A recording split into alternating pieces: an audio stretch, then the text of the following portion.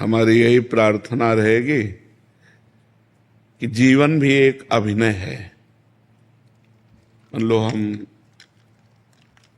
एक अभिनय है, आपको पति का अभिनय है, आपको पत्नी का अभिनय है, कहीं माता का अभिनय है, कहीं पुत्र का अभिनय है। ये सब अभिनय करते हुए पूरा जीवन हमें व्यतीत करना है। लेकिन जीवन किसके लिए व्यतीत करना है, ये प्रश्न का समाधान चाहिए। हम धन कमाते हैं, हम सब कुछ करते हैं भोगों के लिए, सुविधा के लिए। सुविधा किसके लिए? जीवन के लिए। लेकिन जीवन किसके लिए? प्रश्न यहाँ खड़ा हो जाता है। अगर जीवन जीवनेश परमात्मा के लिए है तो हमारा जीवन धन्य हो गया। नहीं तो ना आपका अभिनय रहेगा, ना आपका धन रहेगा, ना आपका शरीर रहेगा। एक समय वो आने वाला है जो हमारा नाम चिन्ह भी मिटा देगा। तो हमारे मनुष्य जीवन की इस दिव्यता का लाभ क्या हुआ? जो देव दुर्लभ नर देही कही गई, उसका लाभ क्या हुआ? उसका लाभ हुआ परमात्मा का सुमिरन, परमात्मा का चिंतन। जितनी यश कीर्ति है, ये बड़े बड़े चक्रवर्ती सम्राट हो गए, कौन जानता है उनको? धीरे धीरे धीरे धीरे काल के गर्त में वो सब चला जाता है। इसलिए इस खुशी को हम खुशी ना माने। हम खुशी, वो आखिरी खुशी प्राप्त करें जिसमें दुख का लेश नहीं है। वो भगवान का सुमिरन और भगवान की प्राप्ति है।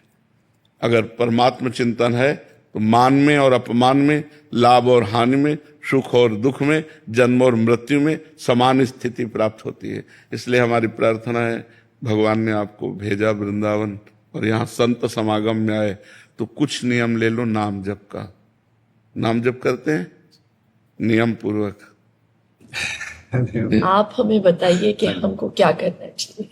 एक छोटा सा काउंटर ले लीजिए, समझ रहे, और उसमें 10,000 नाम 24 घंटे में जप लीजिए। क्या जाता है अंगूठी में? राधा राधा राधा राधा। और फिर आप देख लीजिए, हर परिस्थिति को मिटिया मेट करके परमानंद में निमग्न करने वाला प्रभु का नाम है। आपके सामने मैं बैठा हूं, दोनों किडनी फेल है। हर कष्ट बाह्य इतना और अंदर से आनंद इतना है कि हम तुम्हें कैसे बताएं। हर समय मैं प्रसन्न रहता हूं, मृत्यु का किंचन मात्र कोई भय नहीं रह गया, किसी से कोई अपनापन नहीं, कोई परायापन नहीं। उसी आनंद को बांटने के लिए भगवान ने अभी जो समय दिया है वो लूट लो। ये बाजार है, परमानंद की बाजार है। अगर लूट लो, संतों के वचन मान करके चल लो तो मंगल हो जाएगा, और नहीं तो भगवान के नाम, भगवान की लीला, भगवान की कथा, वो सब अर्थ प्रधान हो गया है। अध्यात्म कभी बिकता नहीं है, और जो बिकता है वो कभी अध्यात्म होता नहीं है। बिकने वालों से जगत का परिवर्तन नहीं होता। जगत का परिवर्तन होता है जो स्वयं परमात्मा में बिक गया और केवल परमात्मा ही उसकी दृष्टि है। तो इसलिए हमें लगता है नाम जप कर। महाराज जी, अलग से क्या आनंद, अभी तो हम बड़े प्रसन्न हैं, बढ़िया बाहर यश है, लेकिन ये प्रसन्नता स्थायी नहीं, मृत्यु आने वाली है। पर जब आएगी तो आएगी, अभी तो इसके बाद वही तो अज्ञान की दशा है। वही तो अज्ञान की दशा है कि हम अगले कदम को नहीं सोचते, हम आज को सोच रहे हैं। फिर इसके बाद क्या होगा? महाराज नहुष अपने पुण्य बल से देवराज इंद्र पदवी पे गए, और इंद्र पदवी पे देवराज की पत्नी के प्रति गलत दृष्टि की अजगर योनि में आ गए। कहां देवराज इंद्र पद और कहां अजगर योनि।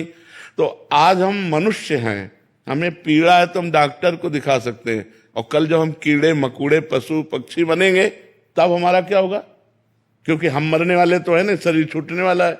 हम तो अविनाशी हैं, जो मेरा स्वरूप है वो अविनाशी है, शरीर परिवर्तनशील है। तो हमको ऐसी पुण्य, तप, नाम जप, तीर्थयाटन इतना कर लेना चाहिए कि हमारा अगला जन्म फिर मनुष्य का हो, और फिर मैं अपने भारत देश की, विश्व की सेवा करूं और मंगल में कीर्ति को प्राप्त हूं। सुअर कुत्ता तो न बन जा। हमारी अगर चूक हो गई तो हम निकल जाएंगे ना नीचे की योनियों में।